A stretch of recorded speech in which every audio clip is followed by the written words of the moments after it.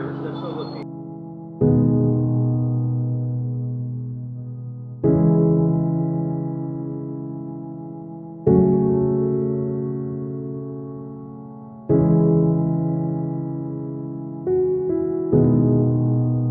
So, what are your personal circumstances, sir? I am a retired, and I've been trying to do side work here to survive here. I live in Yati, Naluan.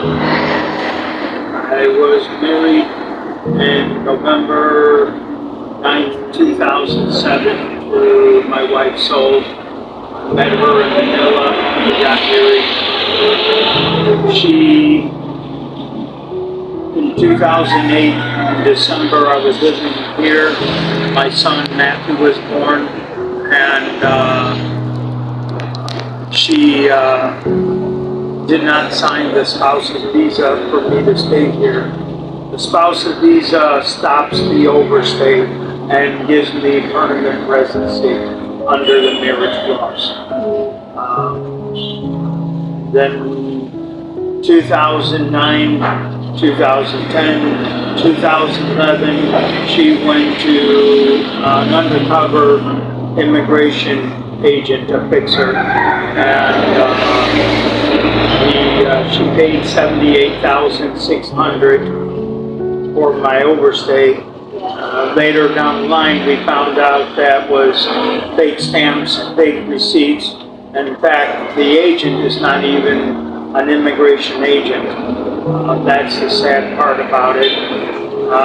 December 15th, she decided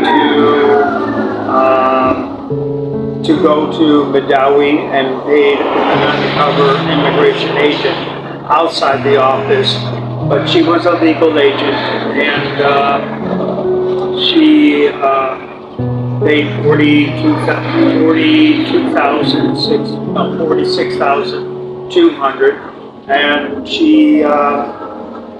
she signed for my alien registration card. An alien registration card for a foreigner like me, we need it. It's our blood. I cannot get a job. I cannot open a savings account. I can't buy a motorcycle. There's no financial for me at all. There's nothing. The only thing I can do is sell popcorn and peanuts and do side jobs for individual people. That's it. U.S. Embassy won't help me. They said they'll help you when you get arrested and deported. That's not what I want. 2016, she agreed to sign the spouse's visa. We went to J-Mall. She intentionally lost the passport, and she ripped up the spouse's visa. In 2017, my friend Michael LeBlanc came out here, and she had a full-blown adultery. She had an affair with him in Bogo, in our house, in our couple, in our bed. She got pregnant. She had a miscarriage on March 18th. We have the evidence. She abandoned me September 3rd, 2017. And she came back, and then she went down to her brother, and she stayed there from December 3rd to February 4th. She came back. In March 26th, my friend Mark Papel loaned me 10,000 pesos to give to my wife to pay my motorcycle payment off, and instead she pocketed the money and she never paid the loan. So I have a motorcycle with no ORCR. Motor Trade told me I could keep the bike because I'm the one who made all the payments, but the loan is in her name, and I can't drive the bike, so I won't. And 2018, April 30th, she left me. She took all my documents. She took everything. She destroyed my clothes, my mattress. She abandoned me totally. She wanted money for the kids' school in Sherigao. So, Sherigao City, I paid the private school for the kids.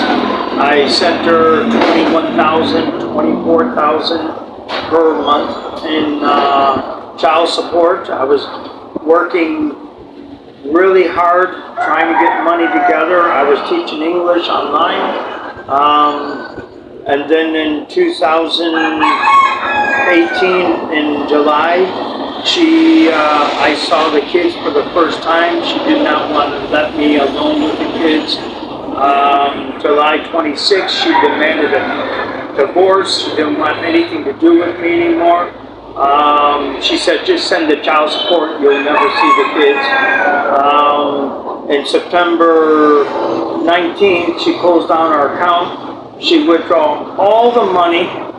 She closed down my PayPal account that was in her name, because my students are Japanese students, and they send the money to her PayPal into the account. I take the money out, I pay my rent, my electric, my water, the gas for the motorcycle, my small business, and I send the child support. So when she closed that down, she stopped me collecting my money from my students. So by October, I lost 11 students, and I lost $896, all gone. So I was living on my popcorn and peanut business.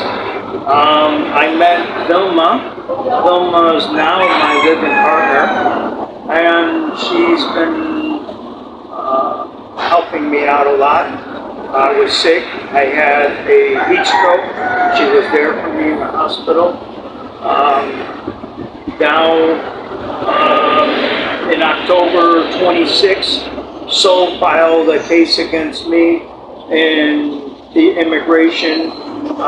She filed a case for Women's Child Act of physical abuse, mental, emotional, and financial, where the immigration and I checked the Luan police. There's no police report, there's no plotter, there's no medical, there's nothing. We have a certificate. Then in 2018, in October 29th, 48 hours later, she came to my house in Barangay Kutkat. She kicked in the door, broke the door, the damage of the door, the frame. She walked in my house looking for Vilma. She was living there. Vilma had her own lease. She was living by her sister. She was not living with me at all. And she came out, tried to take the motorcycle. I sat on it. She pushed me over. Her friend Vivian was holding the camera and videoing everything to me. And then she, right in front of the manager's son, she hit me. My mouth was bloody, my side was swollen, and the manager threw her off the property. She came back again, and she tried it again. This time, I raised my hands and I stepped back. I did not hit her. I did not touch her. So they were removed by the Luan police, and she came back the next day, and she was taking pictures inside my house through the window. She had somebody slash my tires on my motorcycle, cut my clutch cable. I've been harassed and threatened and followed.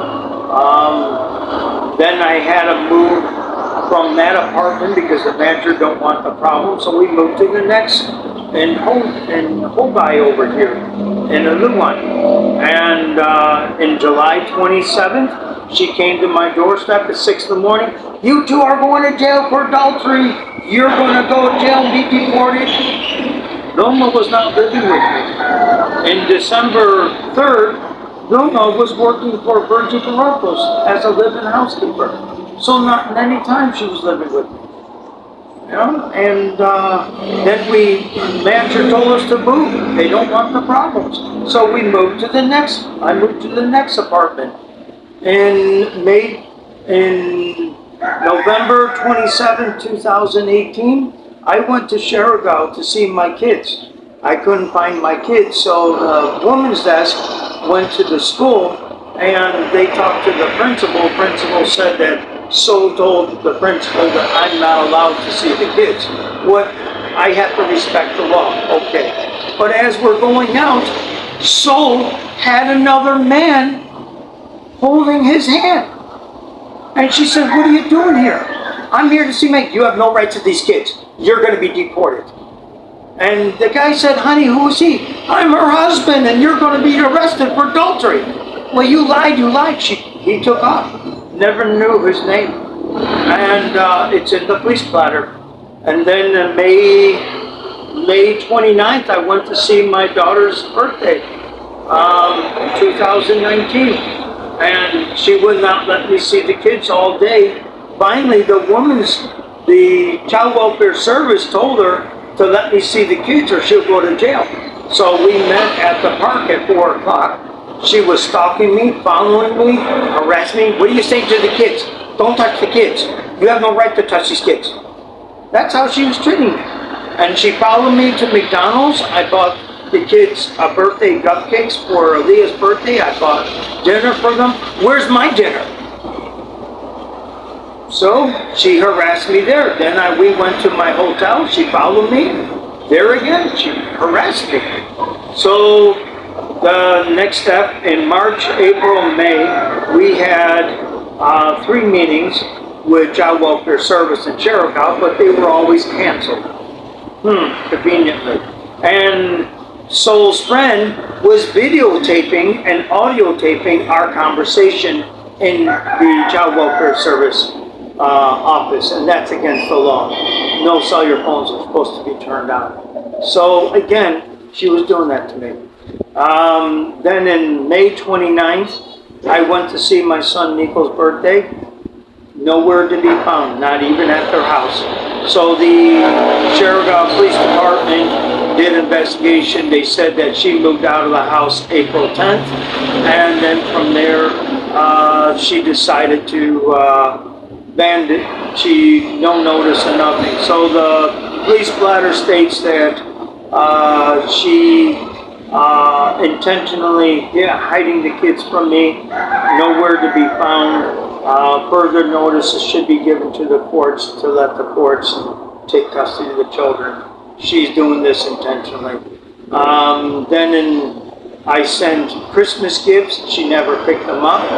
In July 2019, I went to the police department, the women's desk officer. She told me to send 500 pesos. So I sent 500 pesos child support. 21 days later, she never picked it up. She never picked up any of the child support. Her lawyer wanted to demand child support between 18 to 28,000 pesos a month. How can I do that on a popcorn business? She slandered my business. She slandered my name. She harassed me.